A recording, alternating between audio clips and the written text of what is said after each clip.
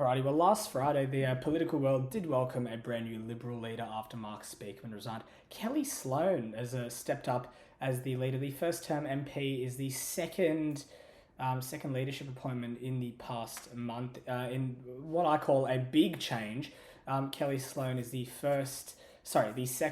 second or third female leader of the New South Wales Liberal Party, and Jess Wilson is the first female leader of the Victorian Liberals. There's an all-female lineup in New South Wales at the moment, where I believe we have Natalie Ward, I believe her name is, as the deputy leader in the Legislative Council, and of course we have Kellie Sloane as the current leader. I think she's doing a great job. I saw she was heckled in Parramatta over the weekend, but that does happen, as all politicians can be deeply unpopular sometimes. I saw some of the polls coming out.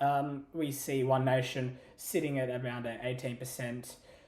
The Liberal National Coalition back down to a 24%. The ALP, Australian Labor Party, is sitting at around, I believe it was a 35 or 36%.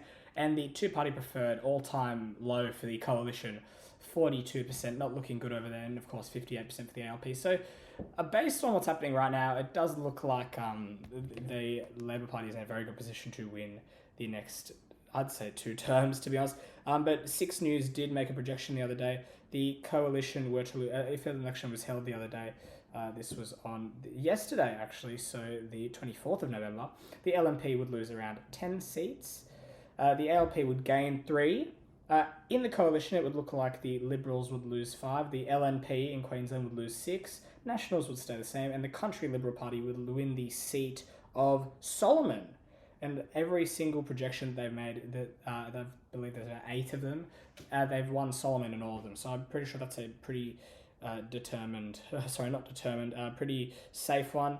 And of course, Bullwinkle would have been won by the Nationals, but they would apparently lose Parkes to One Nation, and One Nation would pick up 3 extra seats other than that. So at the current standings, if an election was held, based on the projections, Greens remain at 1, Centre Alliance would remain at 1, Katters Australia would remain at 1, Pauline Hanson's One Nation at 4, Independents plus 3, LNP minus, the Liberal National Coalition minus 10, ALP plus 3.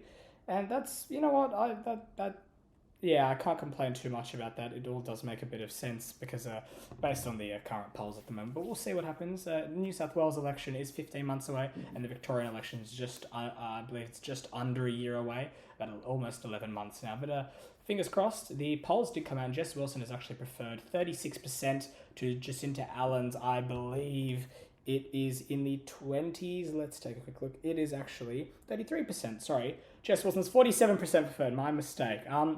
So it does look like currently Jess Wilson is definitely more preferred than Jacinta Allen, but hopefully she can continue her gains. Brad Batten was still preferred over Jacinta Allen, but it looks like Jess Wilson is far more preferred than Brad Batten currently. And both, I believe, Victoria and New South Wales are planning to still stick with the net zero policies. But we'll see what happens in the next few weeks. Pauline Hanson, of course, had her stunt in the Senate yesterday wearing another burqa for the second time. She has been suspended for 7 sitting days, I believe. And she did have dinner last night, or 2 nights ago, with Barnaby Joyce. She cooked a steak in her office, and she's getting a lot of backlash at the moment for cooking a steak on a sandwich press. I have to say that is one of the more interesting things. I believe they had potato bake and a nice pie for dessert, as well as a salad with the main course. So you know what? That's interesting. A lot of people are commenting it sounds like something that they would both love to eat, something more regional and more meaty in their diet. But anyway, I'll catch you on the next episode of Biz Politics.